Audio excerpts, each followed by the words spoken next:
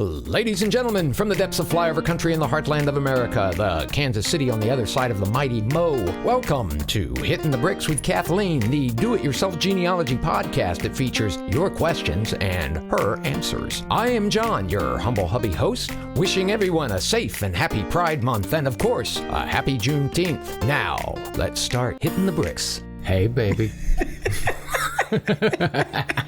Okay. Happy Juneteenth. Thank you. Yes, and it is Juneteenth, which there are celebrations across the nation. So we're excited about that. There are still some that don't seem to officially recognize it. There are many that have observed it for one time, but have not continued to put it as an official holiday as far as their state goes, even though it is a federal holiday.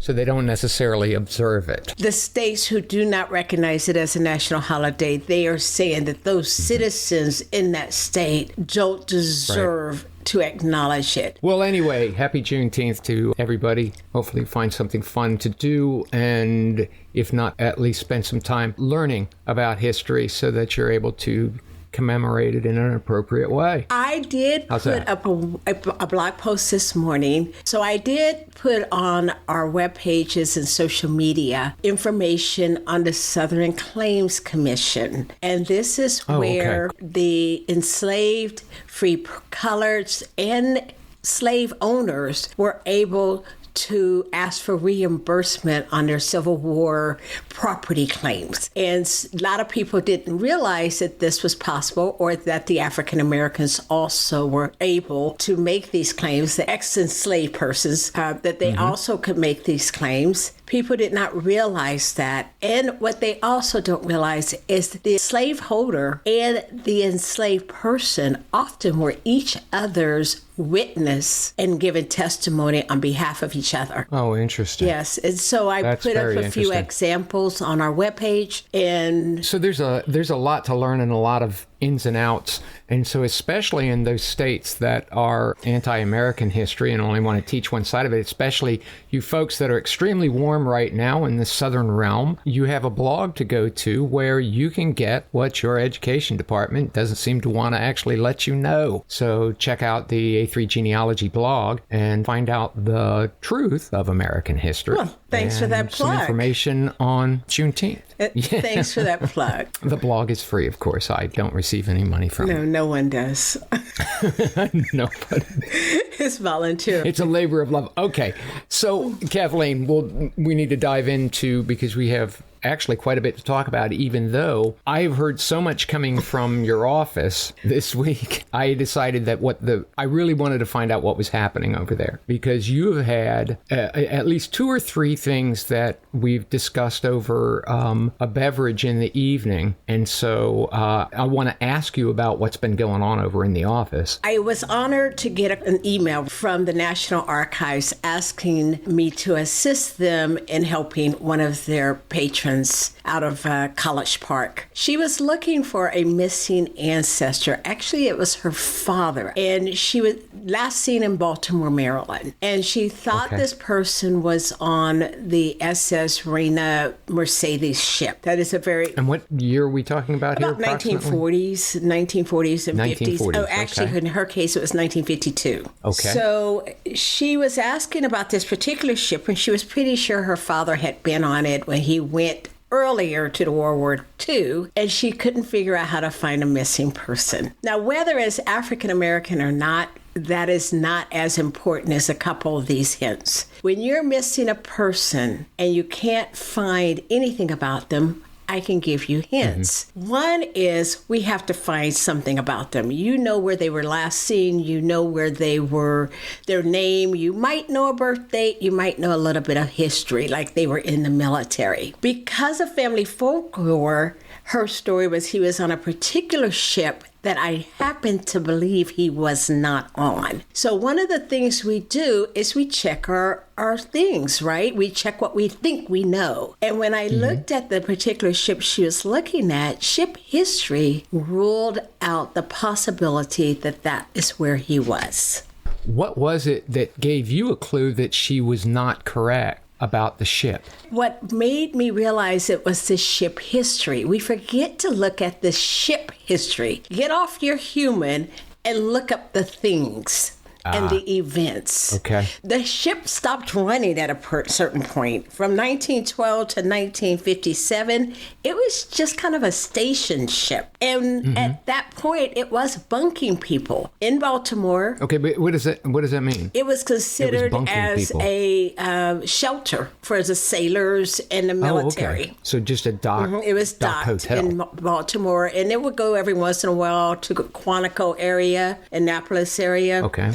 But what we know about that ship, when I did the history, is that only white sailors were on it during that time frame. This was an African-American. Exactly. This was an African American, and she was looking for her African American ancestor or father on this ship. And I know that the colored sailors, as they called it in the newspaper, they were on the USS Cumberland. So my question is, did she check this set of records? Because that would give her a little bit more about who she's looking for. Okay, great. Thank you. All right, so now you're looking at not the person but the thing.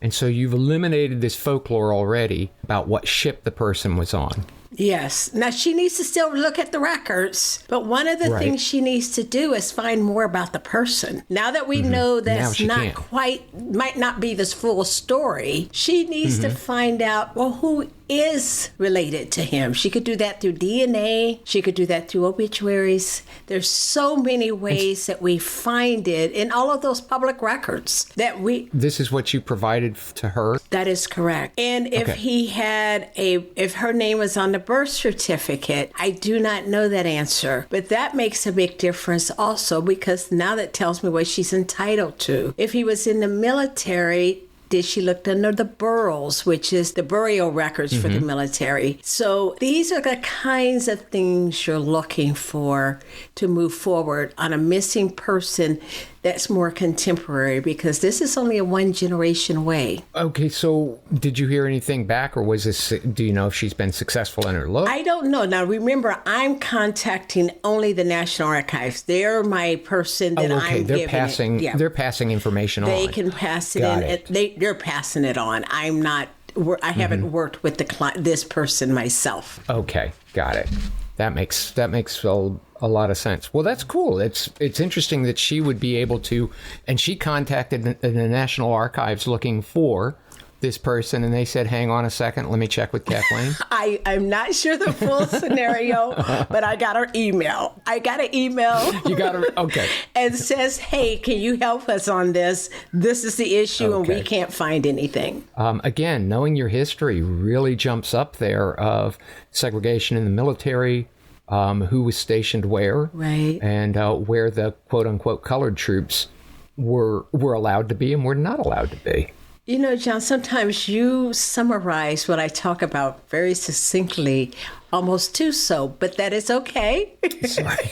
There's no nuance in my world. I see that. So let's go to the next topic. Absolutely. Go for it. What's next, Kathleen? One of my fun ones was an Australian research. Okay. I'm working with this British guy who lived a lot in Australia, who came to America. We're looking for a passport or an obituary. We found neither. This would be in the 1920s, I believe, 1918s. Okay, 1920s. Somewhere around there. He was born in the 1800s. And finally, I got a small hint. The small hint was on a ship manifest when I'm looking for his passport number and where his passport was even originated. There was no passport for him. So passports were a thing back then, right? Well, they became a thing about World War I. That's about the right time frame. He was in the country around 1912, and other people had at least originating information or passports. Next to his line, it had nothing but a state stamp. And I mean State Department stamp. Okay. And that State Department stamp of immigration, of USCIS probably, when he came in, it just said non-immigrant. non-alien immigrant. You're going to have to help me with some definitions here. Non-alien immigrant as opposed to... Which means that they were here from another planet. No, it does not mean anything about other planets. That means that they were... There goes my conspiracy theory. That means that... I was sure the State Department was involved in knowing about Area 51. That is not the kind of alien I'm talking about. Those aliens... Let me get back into this. Those kind of aliens are TV aliens. Okay. The aliens I'm talking about are people who lived in America who were not yet naturalized. Okay. And so there's lots of records on them because they were recorded, especially during World War I and after. So he was not considered an alien. He was not considered as a citizen. He was a non-alien immigrant. So I'm still looking for, where's his paperwork that allowed him to get in the United States? Right, because I'm going visa, work visa, you know. That's a very good guess. But there wasn't anything. Well, it's kind of like that. Our artist, a performer who is only here from, let's say, Australia or England to perform on our theater, in our theater. In our theater. Is it theater? Yeah, it's not a theater. Our artists who were here to perform in the theater or doing a performing art stint. Any kind of show, any kind of show or for any period of time. They came under a performance immigrant status. Their show could have been extended or shortened. So they did not need a normal... Performers. Yes, they did not need a normal passport. So if you're bringing art, which we probably desperately needed, if you were bringing performance art from Australia or England, then they were like, you don't need a passport, just come on in and do your gig, and then you can leave afterwards. But they were registered, we'll John. just stamp you. They were registered, but finding their records are not with our normal passport records. They are not with the USCIS, but with the State Department. So the non-alien immigrant passport or visa was a new one for me. And I had seen it once before, but I did not really know what it was until I actually was searching for it and where to find it. Is this something that will show up on ship records or will it show up on census too? The only thing I saw it on was on the ship manifest. I did not see it as because census. Theoretically there wouldn't be answering a census, would they? Well, even if they did, it would just say alien probably. Again, another fun thing to learn about, and also the ease of entry, it would seem, not blocking people from entering without, let's say, specific documentation in order to make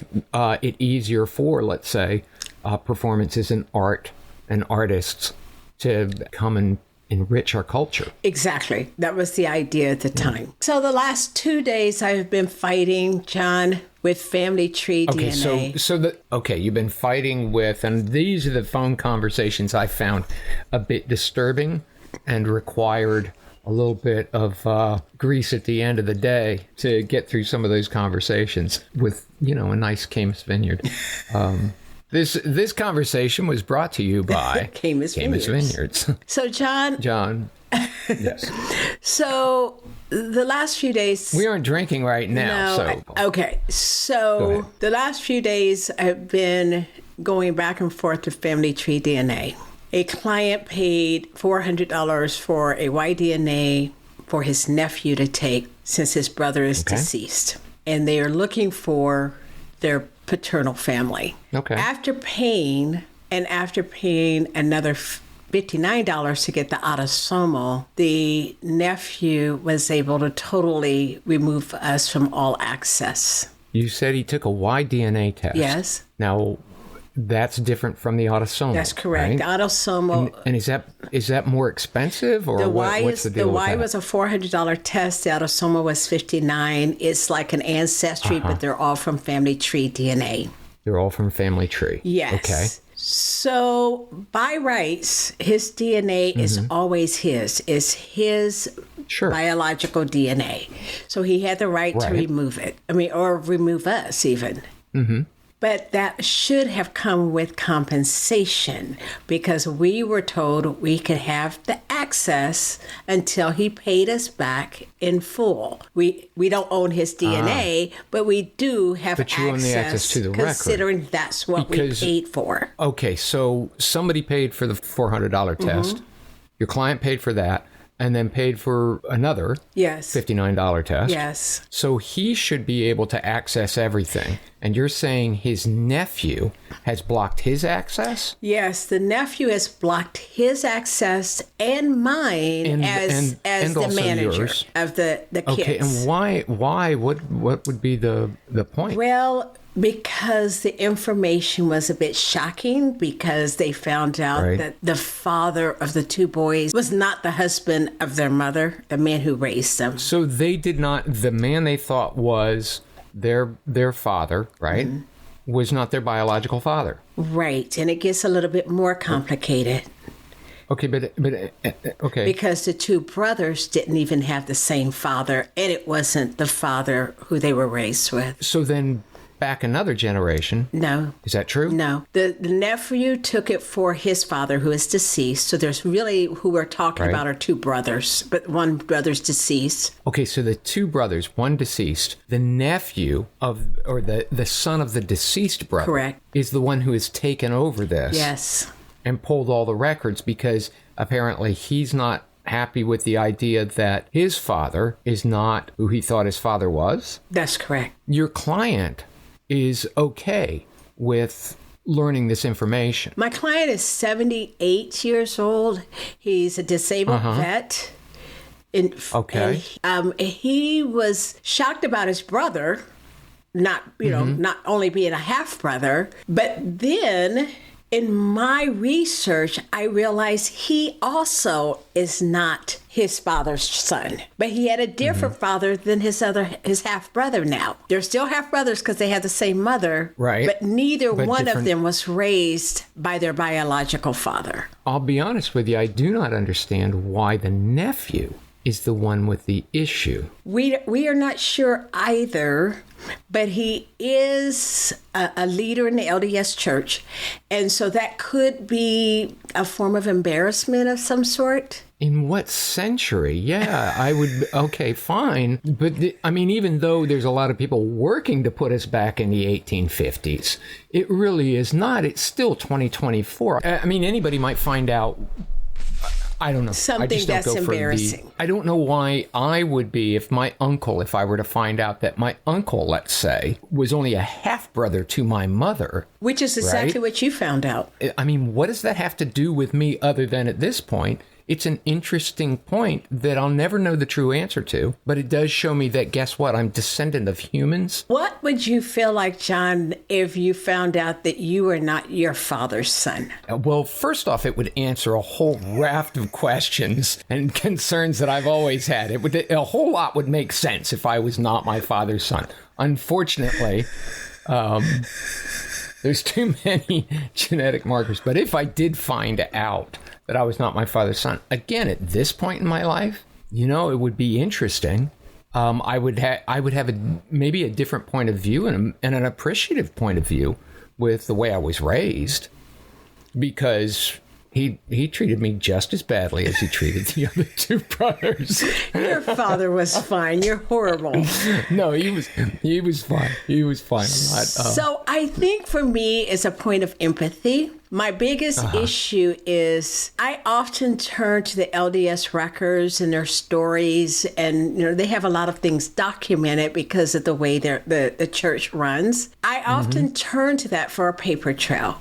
But I know that all paper trails can be proven wrong now because of DNA. Sure. It didn't happen when I first started in genealogy. I don't think that this person in Utah has that awareness. And I think it's because there's so much writing, because I have seen a lot of the LDS writings from his father, who he thought was his father. I have seen these writings, and they're quite beautiful. Oh, the father. So he's invested maybe with the father's position in the church. But this would have been his. And he is involved in the church in Idaho. It's the fact that he is carrying a surname of a grandfather or of his father, but that would not be his biological name. Now, spiritually, I was told that because they were all baptized much later, after all of this happened, they should just accept what they were told in the first place. Again, you can appreciate what's the difference between a biological father and a dad, who raises you. I mean, that's for the people to decide. And maybe it comes with age, because my client, as I said, is a 78-year-old man. He's seen it all. He wants to know, well, in that case, who did father me?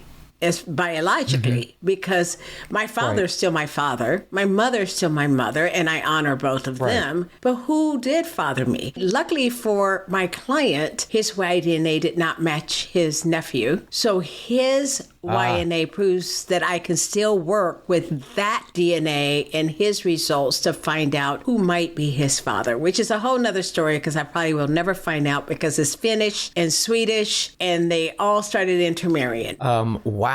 That just sounds like a mess. And maybe he just needs some time you have to at some point put down the fairy tales and the folklore of who your family is, who you believe your family is, who you believe people to be. Right.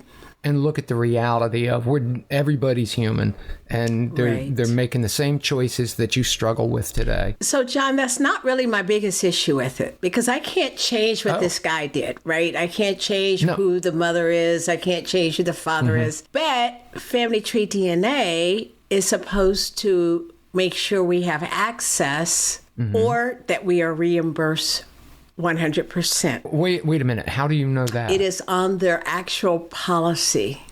There is a whole policy. And it also they referred me to their parent company, which is Gene by Gene. There's a whole paragraph on third party and how the process works. Gene by Gene sent me back to them. FamilytreeDNA says, well, we don't have anything that contradicts our parent. And yes, that's probably what we should do, but we don't follow that policy. Wow. I'm sorry. So basically you got the bird, huh? Well, we did, except I advised my client to go back to the credit cards, go back to his credit card on the 400, and I did the same on the 59 upgrade, and dispute it because we paid for a product we never received. If we can't see it, we didn't receive it, then it must have been lost in the mail. Data, then how... Exactly. They wouldn't even escalate it for me. I had to go back to the parent company, who already told me this is the policy. I had to write to both their privacy department and their ombudsman website or email address. And nothing's resolved yet. Not yet, but that was just yesterday. Wow. Yeah. I find it interesting that somebody would say, yeah, that's our policy, but, we're just not going to adhere to it. What's the point then? Basically. What's the point? Yeah, that's what they did tell me. So, yeah, this is where you get into the disturbing part of that is that hopefully we'll have a good resolution and bring that out, because I would be extremely disturbed if I was working with Gene by Gene and FamilytreeDNA. I'd be really, really wary at this point, because what's to stop them from simply not producing or losing data and simply saying, well, yeah, but that's on you. You need to retake the test. Right. And that'll be another $400, please. Right. That would give me great concern in doing that. So hopefully we'll have a better resolution and we'll figure out what's going on with that. Well, I'll give our listeners an update as soon as I find out. In the meantime, as I said, we both challenged it on our credit cards. Right. So watch the blog. This will appear on the A3 genealogy blog before it appears on Hittin the Bricks with Kathleen. So watch the A3 genealogy blog. You can find it through your link tree that you subscribe to that gives you all the great stuff that goes on with tracing ancestors, Hittin the Bricks with Kathleen, and A3 genealogy, all that fun stuff at just a click of a button. And you know that if you subscribe to that, you are eligible for a monthly drawing that will give you the MyHeritage, there we go, a MyHeritage complete package that is a $300 value, and you get to use all their excellent resources throughout the year. Ah, boy, this is okay. So what do I need? I need more ginkgo in my diet or something. What? Yeah. So, John, while we're on that, because you did mention the My Heritage package, this month I also did a special giveaway. I don't know if you've seen it. I just decided to do it without any board member agreement. Oh, well, that's nice. Don't consult us. The giveaway is an FamilytreeDNA kit, and as if they are a subscriber and they go and solve a 1912 puzzle on the Sunday quiz. So this is the deal. Sunday quiz. This is what happened. Okay. So I found a 1912 Sunday quiz for its readers. So it is posted on our link tree for a giveaway. On the Hittin the Bricks link tree? On the Hittin the Bricks link tree. Yes, I put it up there. There's a link. They could click on it and go and learn, make sure they follow all the rules so that we can get the answers. And one winner. And what do they get if they get all the answers? FamilytreeDNA kit. Oh, cool. I will ship and them. What's the value on that? I think it's $99. Yeah. Oh, well, that's cool. It does expire. They'd be able to, so you only got a couple weeks one way or the other. June 30th. June has 30 days. So as of the 30th at 11:59 p.m., this offer will be poof. Null and void. Yes. Poof, gone. Yes. So what else then, Kathleen? One is our June newsletter is out, and it is filled with information. I got a lot of questions our last podcast on the artificial intelligence, so I did do some examples on that, along with a lot of other information. But one of the big ones was about women. Again, I was working on a client about 2 or 3 weeks ago. Okay, so in our June newsletter, one of the things I talk about for Pride Month are these terms that I had never heard before as far as describing a lesbian relationship. One was the Boston marriage. A Boston marriage. A Boston marriage. Oh, well, this just sounds kind of fun. Exactly.